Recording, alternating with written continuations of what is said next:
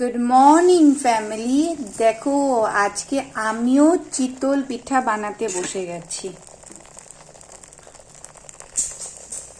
কে এই পিঠাটাকে চিতল পিঠাও বলে, আবার অনেকে সাজ পিঠাও বলে। কেন সাচেও বানানো হয় এই পিঠাটা? যে সাচ আছে কিন্তু আমি সাচে বানাই না, এমন করে কড়াইতেই বানাই। দেখি সংক্রান্তির সময় পিঠা পায়েস বানায়, কিন্তু আমি আস্তে আস্তে করে পরেই বানাই। দেখি সবাই ঘরের বড়রা বানায়, তার জন্য আমি আর তখন বানাই না। এর গুরুজনরা এত সুন্দর করে বাড়ির ছোটদের জন্য বানায়, এত আদর করে পিঠে বানান এত পারফেক্টলি।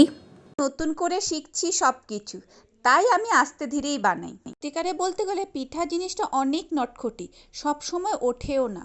তথাপি আমি একটু করে চেষ্টা করে বানাই, কারণ আমার ছেলে খেতে ভালোবাসে, এখন নতুন নতুন খাওয়া শিখেছে, যার জন্য আমারও বানাতে ভীষণ ভালো লাগে। চলুন আজকের জন্য এতটুকুনি। ভালো থাকবেন, ভালো রাখবেন। আর হ্যাঁ, আপনারা কি কি পিঠে বানালেন একটু বলবেন কিন্তু, কারণ অন্যের থেকেও অনেক কিছু শেখা যায়, তাই না? Thank you for watching. Bye by.